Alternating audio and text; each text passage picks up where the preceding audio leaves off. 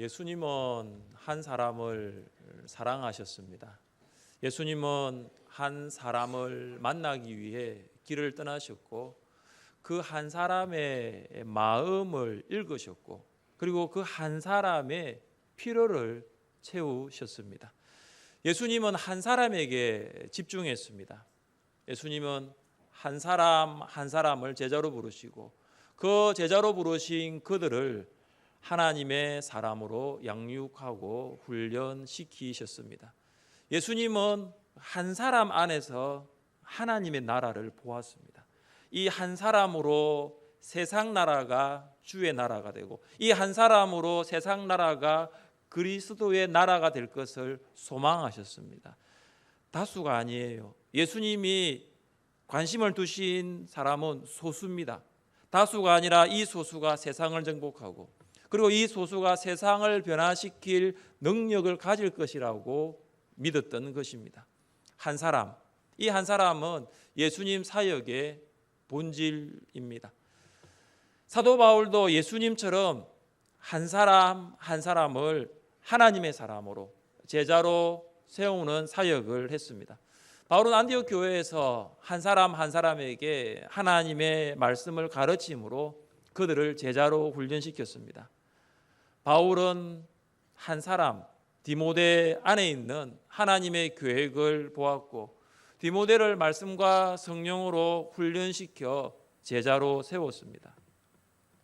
로마 감옥에서 죽음을 앞둔 바울은 한 사람 디모데를 생각했습니다. 바울은 그의 이름을 부르면서 이렇게 편지를 적어 내려가기 시작합니다.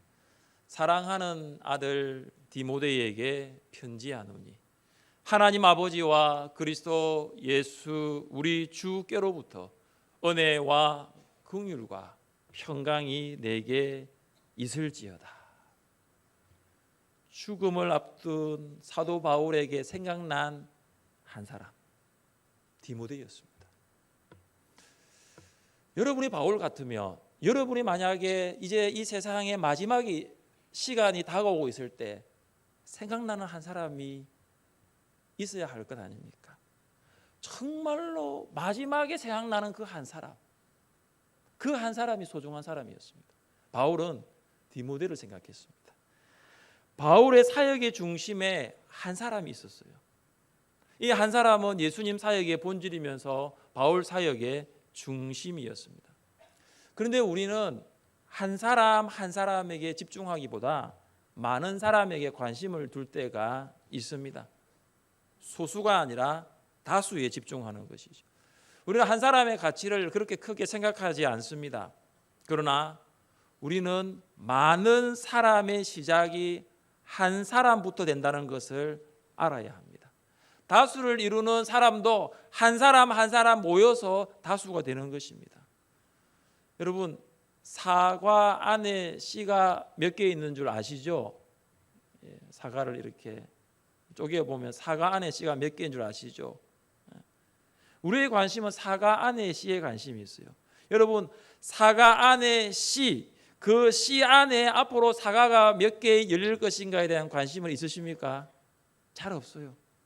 우리는 현재에 관심이 있는 거죠.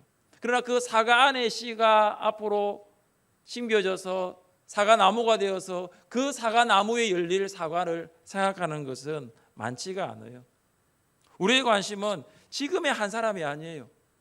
지금의 부족한 이 한 사람이 앞으로 양육받고 훈련받아 제자가 되어 다른 수많은 사람들을 그리스도께 인도하는 그 한 사람이 되는 것을 소망해야 될 줄 믿습니다. 우리의 관심은 지금의 한 사람이 아니죠. 하나님이 변화시키실 그 한 사람에게 주목해야 합니다. 예수님과 바울이 그랬습니다.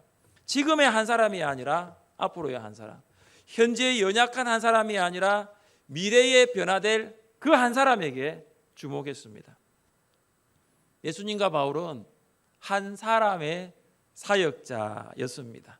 어떻게 하면 우리도 예수님과 바울처럼 한 사람의 사역자, 한 사람을 하나님의 사람으로, 한 사람을 예수님의 사람으로 세우는 사역을 할 수 있을까요?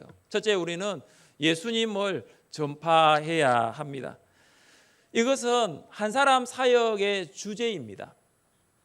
바울은 분명한 사역의 주제를 가지고 있었어요. 오늘 설교 제목이 뭐죠? 한 사람 사역자. 사역자 한 사람 이렇게 생각하면 안 됩니다. 한 사람 사역자. 내가 한 사람의 사역자가 되는 것, 이게 설교의 주제입니다. 설교의 제목이지요. 설교의 주제를 아는 것 굉장히 중요합니다. 그래서 오늘 첫째, 둘째, 셋째를 다 잊어버리는 경우가 있다 하더라도 설교 제목만큼은 기억하는 거예요. 한 사람 사역자. 설교 주제가 없으면 청중들이 설교의 핵심을 알 수 없는 것처럼 사역의 주제가 없으면 사역이 이루어지지 않습니다. 시간이 들어가고 물질이 들어가고 열정과 노력을 다 부어도 사역이 안 돼요. 사역의 열매가 없는 거예요.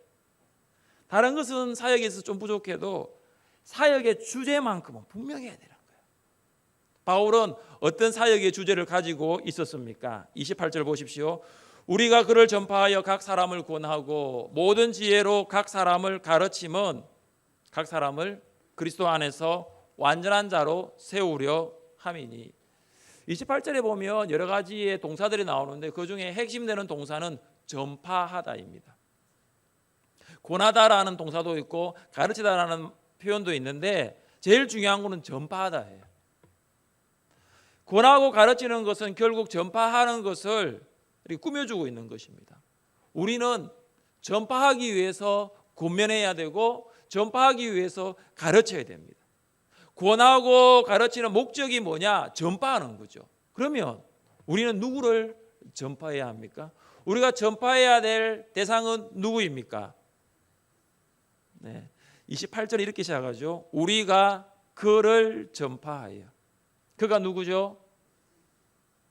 그를 알기 위해서는 그 앞에 있는 27절을 보시면 됩니다. 자, 27절 말씀을 같이 한번 읽겠습니다. 27절입니다. 하나님이 그들로 하여금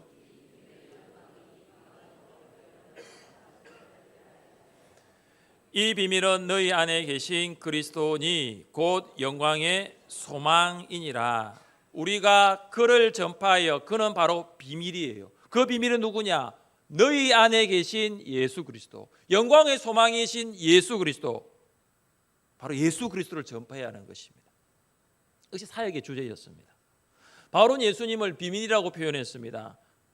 오랫동안 숨겨져 드러나지 않고 있었기 때문에 비밀이 된 것이죠. 이 비밀이 언제부터 숨겨져 있었는가?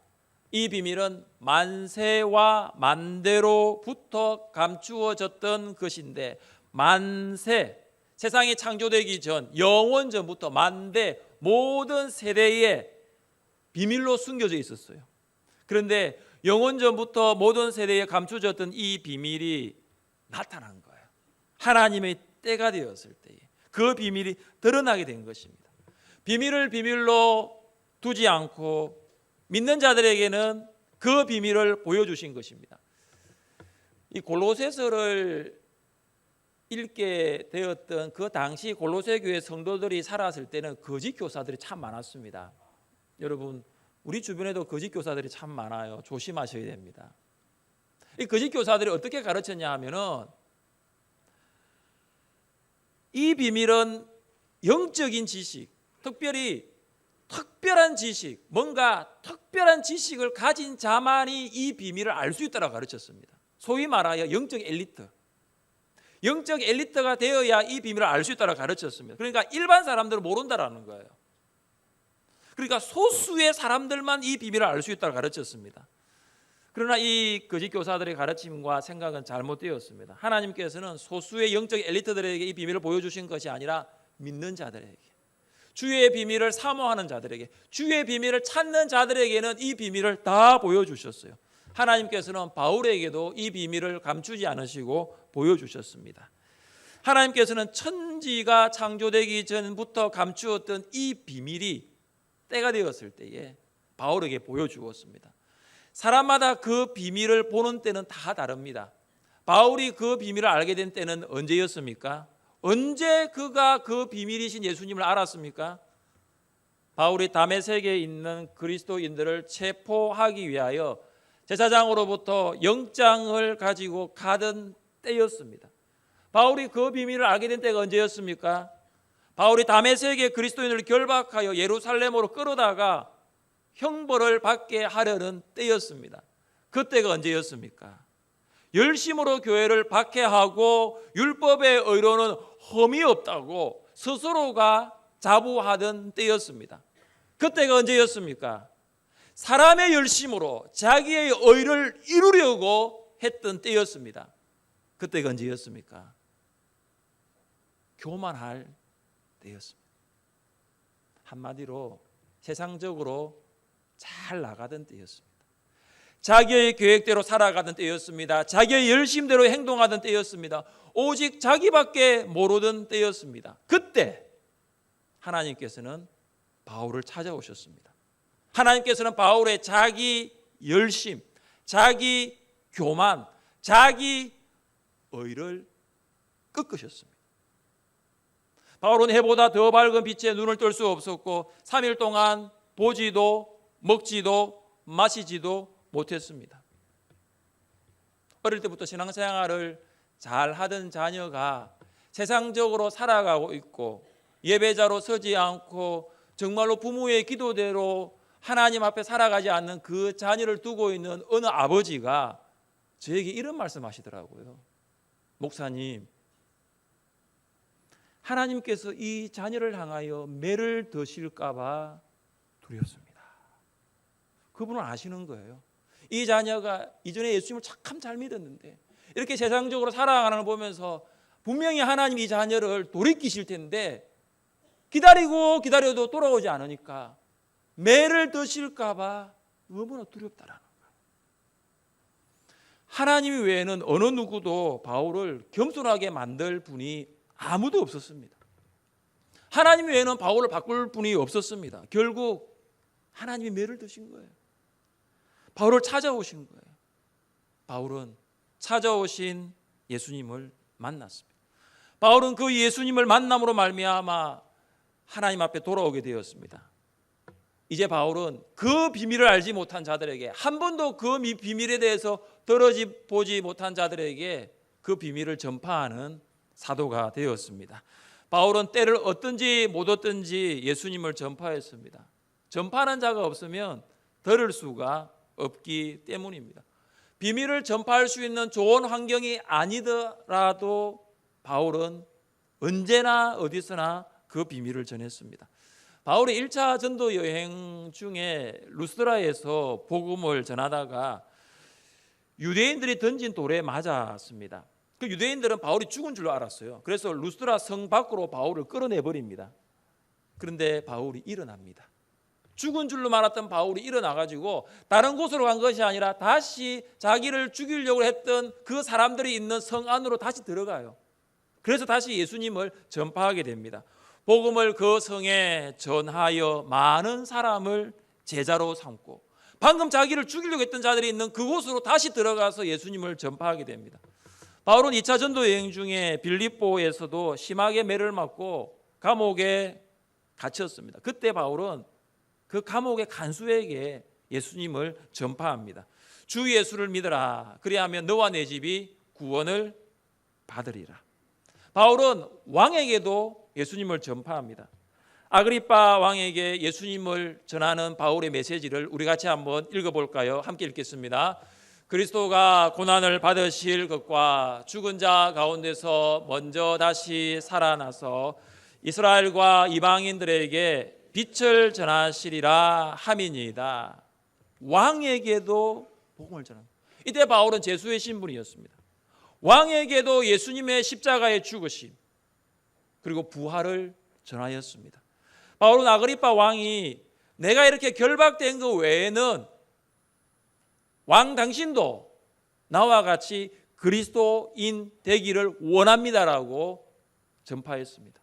바울 보십시오. 지위 고하를 막론하고 어디에서든지 무엇을 하든지 누구에게나 예수님을 전했습니다. 유대인들에게 헬라인들에게 간수와 심지어 왕에게도 예수님을 전했습니다. 골로새 교회 안에는 노예들이 참 많았어요. 교인들이 그중에 노예들이 많았어요. 노예들은 배우지 못한 사람들이에요. 어떻게 보면 세상적으로는 보잘것없는 사람들입니다. 바울은 그들에게도 예수님을 전파했습니다. 우리가 한 사람 사역을 하기 위하여, 한 사람 사역자로 살기 위하여 먼저 예수님을 전파해야 합니다. 예수님을 전파하지 아니하면 한 사람을 예수님의 사람으로 사역할 수가 없어요. 세울 수가 없습니다. 제가 제자 훈련을 하면서 그중에 개인 경건 훈련 점검표가 있습니다. 거기 보면은 성경을 읽었습니까? 기도를 했습니까? 제일 밑에 보면 전도가 있어요. 전도. 그래서 한 주에 한 사람씩 전도했습니까? 그 체크가 있습니다. 그래서 어떤 분이 묻더라고요. 교회로 모시고 와야 전도입니까? 묻더라고요. 제가 그걸 설명했습니다. 전도는 예수님 전하면 됩니다. 예수님 전하면 됩니다. 인도가 교회로 모시고 오는 거고 전도는 예수님 전하면 됩니다. 한 주간 살아가면서 길가에서든지 직장에서든지 식당에서든지 어디에서든지 만나는 사람에게 예수님을 전파하는 겁니다. 그게 전도입니다. 예수님을 전파하지 아니하면 한 사람 사역을 시작할 수가 없어요. 식당에서 여러분 식사를 하고 계산하기 전에 예수님을 전하면 됩니다. 제가 한번 식사를 하면서 이야기를 하니까 이분이 교회를 다닌대요. 궁금하잖아요. 교회를 다니니까 어느 교회 다닙니까 물어보니까 성당인데요 그러더라고요. 여기 옆에 성당. 교회는 교회 다니고 물어보니까 자기 성당 다닌다 말하니까 제가 그래서 다음에 우리 하늘을 세운 교회 한번 오세요. 제가 이야기를 했는데 그게 전도예요. 내가 비록 그분을 모시고 교회로 인도하지 못해도 여러분이 만나는 사람들에게 예수님을 전파해야지 나도 한 사람 세울 수 있는 거죠. 나도 한 사람 사역자가 될 수 있는 것입니다. 여러분이 만나는 사람에게 예수님을 전파할 수 있기를 주님의 이름으로 축복합니다. 우리는 어떻게 한 사람 사역을 할 수 있을까요? 둘째, 우리는 한 사람을 성숙한 자로 세워야 합니다. 이것은 뭐냐면 사역의 목표예요. 어떻게 보면 우리 인생의 목표와 동일하죠. 우리가 인생에 살아가는 이유가 뭐냐 하면 예수님 전파하는 것. 그리고 우리가 인생에 살아가는 목표가 뭐냐 하면 한 사람을 성숙한 사람으로 세우는 것입니다. 우리 함께 28절 말씀인데 같이 한번 읽어봅시다. 우리가 그를 전파하여 각 사람을 권하고 모든 지혜로 각 사람을 가르침은 각 사람을 그리스도 안에서 완전한 자로 세우려 함이니. 바울이 한 사람에게 예수님을 전파하는 이유는 그를 어떻게 해요? 완전한 자로 세우는 것입니다. 완전한 자는 흠이 없는 사람이 아닙니다. 우리 모두는 흠이 있어요. 완전한 자는 실수가 전혀 없는 완벽한 사람도 아닙니다. 우리는 작은 말에도 작은 행동에도 넘어지는 연약한 사람이기 때문입니다. 완전한 자는 완성된 사람이 아니에요. 완전한 자는 전보다 나은 사람이에요. 진보가 있는 사람이에요. 건물로 비교하면 완공된 건물이 아니라 이제 건축 중에 있는 건물, 지어져 가는 건물이에요.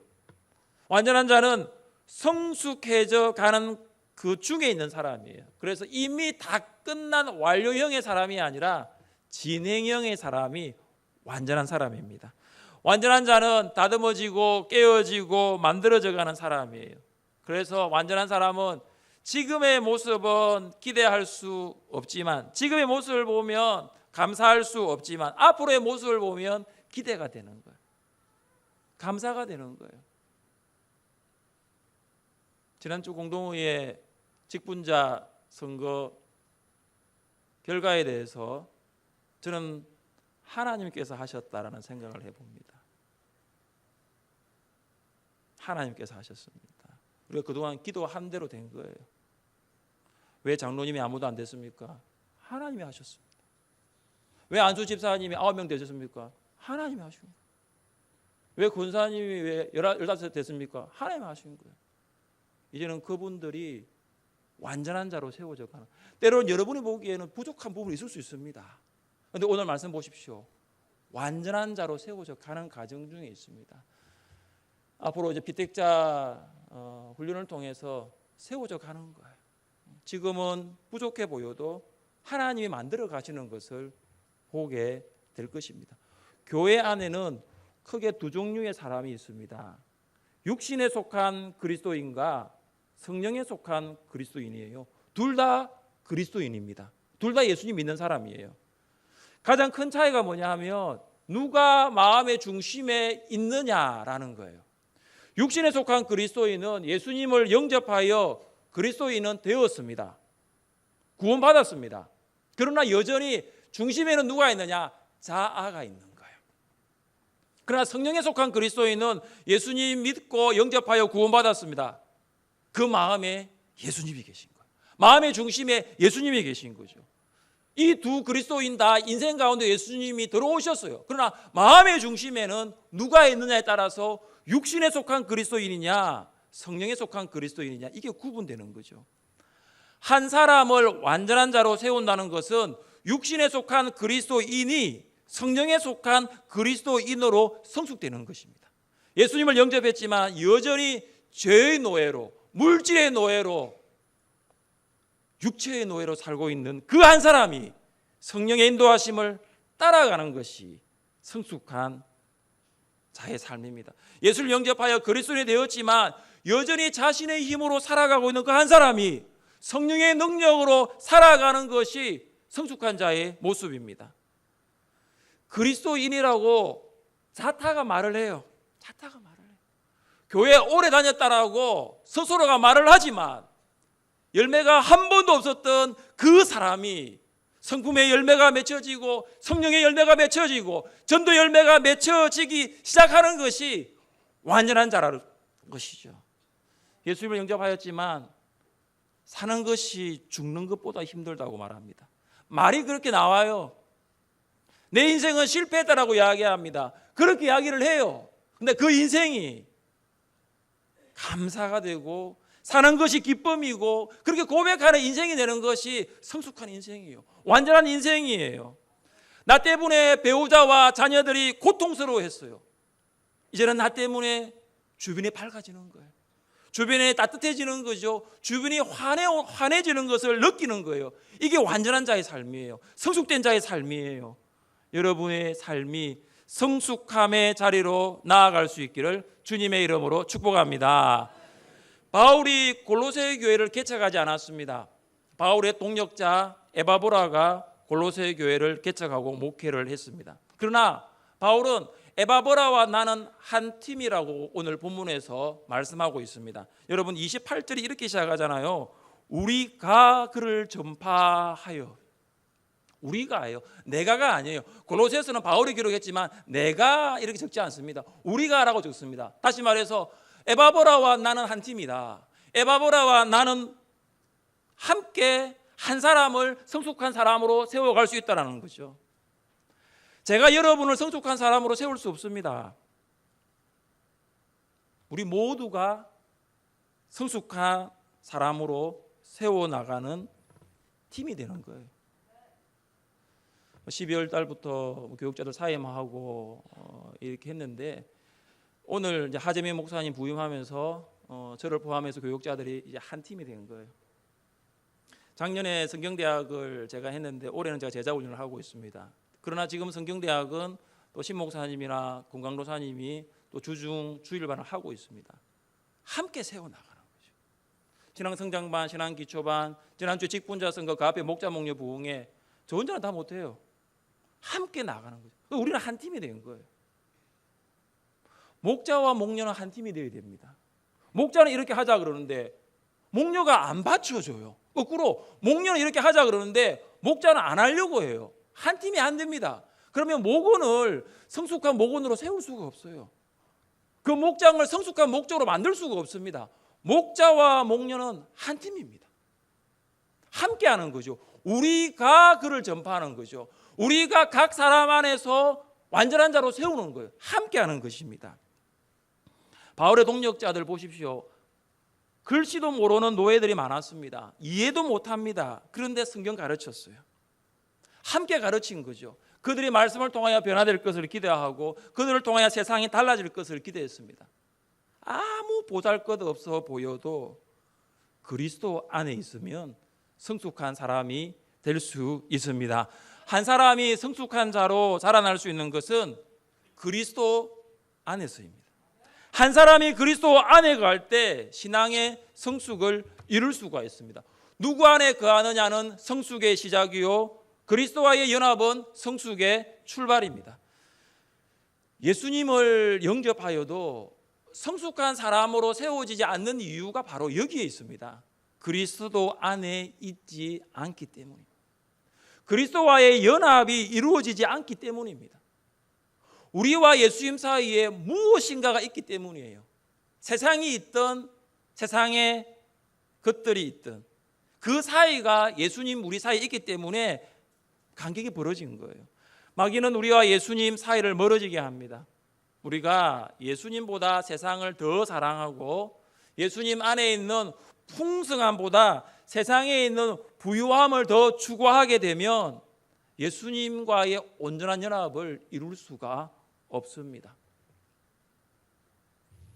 부부가 같은 침대에 한 이불을 덮고 자도 누워서 다른 사람 생각하면 부부라고 할 수가 없습니다. 법적으로는 부부지만은 실제 부부가 아니에요. 한 이불 덮고 자는데 다른 사람 생각하고 있는 거죠. 결혼식에서의 사랑의 서약을 하고 성혼 선포를 한 부부 사이에도 다른 사람이 들어오면 완전하게 연합되었다, 하나 되었다라고 말할 수 있을까요? 우리는 예수님과 결혼했습니다. 예수님은 우리의 신랑 되시고 우리는 예수님의 신부입니다. 우리는 예수님과 연합되어 하나가 되었어요. 교회를 오래 다닌 교인이라 할지라도 신앙의 성숙이 없는 이유는 결국 예수님과 온전한 연합이 되지 않았기 때문입니다. 우리가 한 사람의 사역을 하기 위하여 먼저 우리가 예수님 안에서 성숙한 사람으로 다듬어져야 갈 줄 믿습니다. 소경이 소경을 인도할 수 있나요? 인도할 수 없죠. 둘 다 구덩이에 빠질 수 있습니다. 우리가 예수님 안에서 먼저 영적인 눈이 밝아 다른 사람을 예수님의 사람으로 성숙한 자로 세워 나갈 수 있기를 주님의 이름으로 축복합니다. 우리는 어떻게 하면 한 사람 사역을 할 수 있을까요? 셋째, 우리는 성령의 능력을 따라 최선을 다해야 합니다. 이것은 사역의 방법이에요. 사역의 주제는 예수 그리스도, 사역의 목표는 성숙된 사람, 사역의 방법은 성령의 능력으로 최선을 다하는 것. 함께 29절 말씀을 읽어봅니다. 29절입니다. 이를 위하여 나도 내 속에서 능력으로 역사하시는 이의 역사를 따라 힘을 다하여 수고하노라. 아멘. 바울은 알았습니다. 예수님을 전파하는 것도 내 힘이 아니라 성령님의 힘으로, 예수님 안에서 한 사람을 성숙한 자로 세우는 것도 내 능력이 아니라 성령님의 능력으로, 성령님께서 하신다는 거예요. 바울은 성령께서 쓰시는 도구라는 것입니다. 성령께서 일하실 때 바울은 순종했습니다. 바울이 고린도에서 전도할 때 두려움이 바울에게 몰려왔어요. 어떤 두려움이냐 하면은 고린도 앞에 전도했던 지역이 아덴입니다. 아덴에서는 예수님을 믿고 돌아온 사람들이 많지 않았습니다. 그래서 고린도에서도 복음을 전하긴 전하는데 여기에도 전도 열매가 없으면 어떻게 할까 마음에 부담감이 많이 있었습니다. 그때 밤중에 주님께서 바울에게 이렇게 말씀하십니다. 두려워하지 말라. 침묵하지 말고 말하라. 내가 너와 함께 있음에 어떤 사람도 너를 대적하여 해롭게 할 자가 없을 것이니 이는 이 성중에 내 백성이 많음이라 하시더라. 하나님께서 말씀하셨어요.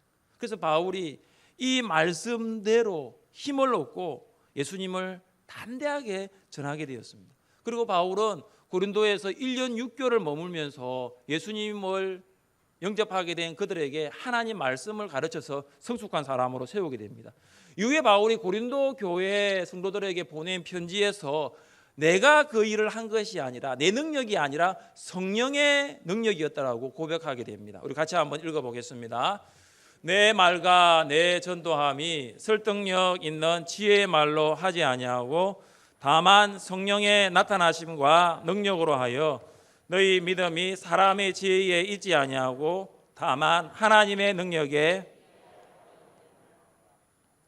보십시오. 바울이 지금 자기 힘으로 했다라고 말하지 않습니다.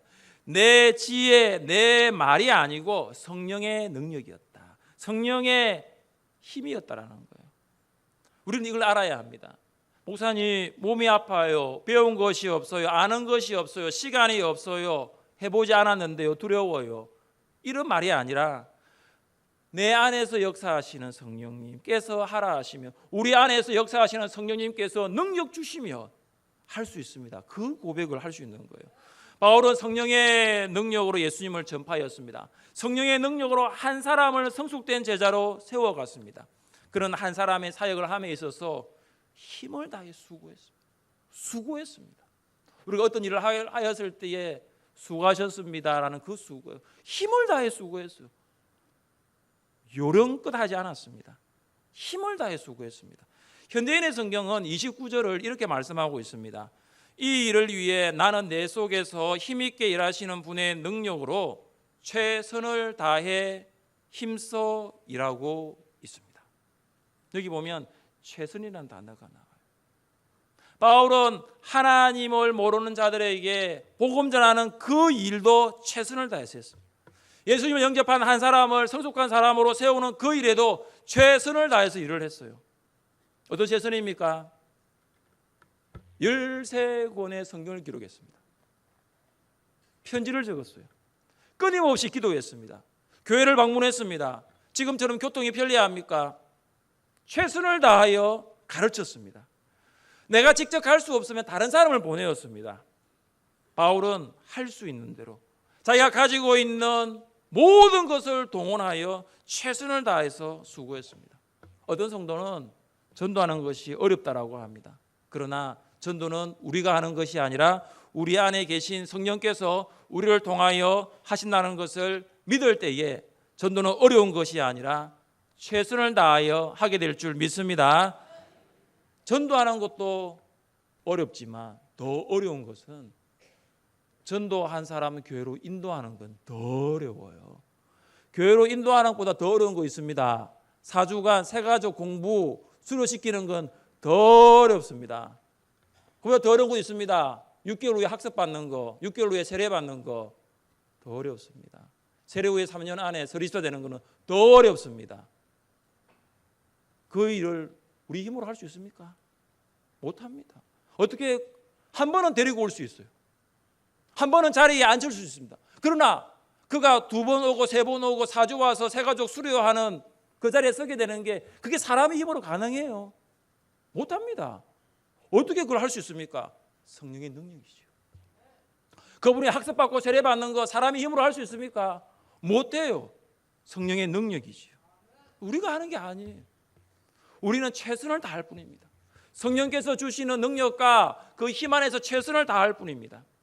우리가 지금 예배를 드리고 있는 것도 누군가가 우리에게 예수님을 전해서 이 자리에 있는 거예요. 우리가 이 자리에 예배를 드리고 있는 이유는 누군가가 여러분을 성숙한 사람으로 세우기 위하여 최선을 다했기 때문에 이 자리에 있는 거예요. 그분이 부모님이든 아니면 여러분의 지인이든 친척이든 성도든 최선을 다했을 거예요. 금식도 했을 겁니다. 정말로 절박하게 기도했을 거예요. 하나님 이 생명, 하나님 이 영혼, 하나님 살려주세요. 주님 만나게 해주세요. 최선을 다했을 거예요. 그래서 이 자리에 있는 거예요, 여러분. 여러분이 그냥 이 자리에 있는 것이 아니에요. 여러분을 위하여 한 사람 사역자가 분명히 있었습니다. 평생을 살아오면서 나의 구원을 위하여, 나의 영혼을 구원을 위하여 기도해 주신 한 분이 있었습니다. 이제는 여러분이 한 사람 사역자가 되어야 돼요. 만나는 한 사람 한 사람에게 예수님을 전하는 한 사람 사역자가 될 수 있기를 바랍니다.